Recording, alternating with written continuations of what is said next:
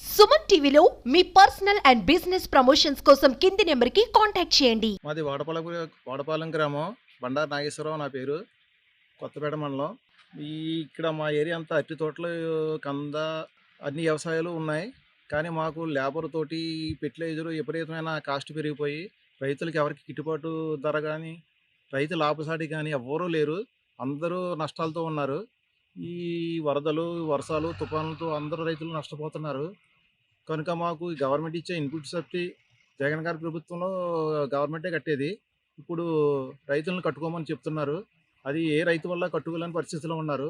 అది గవర్నమెంట్ వారు సానుకూలంగా చూసి మాకు ఇన్పుట్ సబ్సిడీ ఇచ్చి పంట నష్టం జరిగి ఈ input subsidy plus crop insurance రైతులకి అందేలా చూడమని ఈ సుమన్ టీవీ తరఫున కోరుకుంటున్నాను. కేదవారి లంకండి. నా పేరు ఎరంజీ శ్రీనండి. గోదావరి వస్తాయి అట్టి తోటకి ఎకరానికి 2 లక్షలు 3 లక్షలు లాస్ పోతున్నామండి. ఏమొచ్చినా మాకు లాసేనండి. ఇప్పుడు కూలీలు దొరుకుతలేదు, ఏమీ దొరుకుతలేదు. చాలా ఇబ్బందిగా ఉంటున్నామండి. రైతు వారిలో చాలా ఇబ్బంది పడిపోతున్నాం. ప్రతిదానికి మాకు గవర్నమెంట్ సహకరించలేదు, ఎవరో సహకరించలేదు. మేము ఇంకెక్కడికక్కడ వ్యవహారం చేసుకుని ఇది అవుతున్నామండి. మాకు అయినా ఏ అన్నాన్ని కూడా మాకు ఏమి కలిసి రావట్లేదండి. మేము చాలా ఇబ్బంది పడిపోతున్నామండి. ఒక లేబర్ విషయంలో అయినా, ఎరువుల విషయంలో అయినా, పెళ్లి విషయంలో అయినా, పెళ్ళిళ్ళు కూడా ఎవరు అమ్మాయిలు కూడా ఇస్తలేదండి. ఎక్సైజ్ చేసి అబ్బాయిలకి చాలా ప్రతిదానికి బాగా ఇబ్బందిగా ఉంటుంది సార్. ఇవన్నీ మీరు ఎన్ని సహకరించి దీనంతా ఇచ్చేసి రైతు వారిని కూడా అంతా చూడండి, సహకరించండి ప్రతి ఒక్కరూను.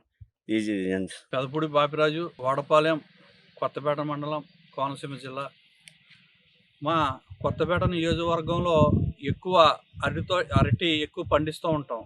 అదేవిధంగా ఆసియాలో సెకండ్ మార్కెట్ యార్డ్ అరటి ఉత్పత్తి చేసేది మన రావులపల్లిలో ఉంది. మరి సుమారు రోజు 10 నుంచి 20 లారీలు అరటి గెలలు వేరే రాష్ట్రాలకి ఎగుమతి అవుతూ ఉంటాయి. ఏ రాష్ట్రంలోని విధంగా అన్ని రకాలు పళ్ళు, అరటి పళ్ళు రకాలన్నీ ఇక్కడ మా కొత్తపేట నియోజకవర్గంలో పండిస్తూ ఉంటాం.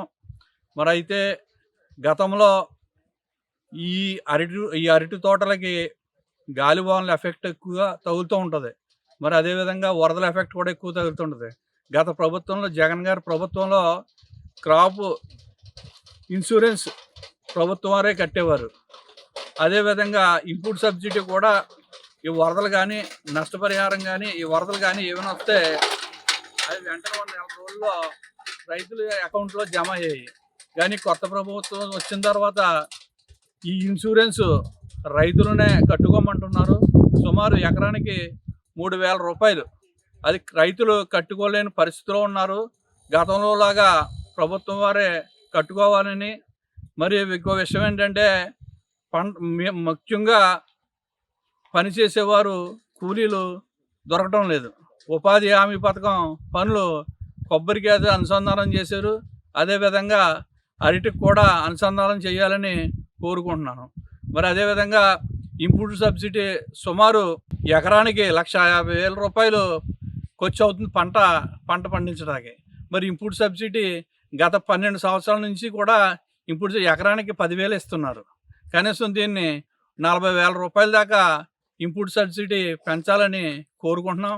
అదేవిధంగా ఒక అరటి చెట్టు తవ్వడానికి బొంద శుభ్రం చేయడానికి ఒక్కొక్క దానికి 15 రూపాయలు తీసుకుంటున్నారు. ఆ లెక్కన ఎకరానికి లెక్కేసుకుంటే 15,000 రూపాయలు అవుతుంది. మరి గవర్నమెంట్ వారు ఒకవేళ వరదలు కానీ ఏమైనా వస్తే ఇన్పుట్ సబ్సిడీ 10,000 ఇస్తున్నారు. ఈ మధ్య కాలంలోనే 2,000 రూపాయలు ఎక్స్ట్రా 2,000 పెంచేయమంటున్నారు. ఇదైతే సరిపోదు.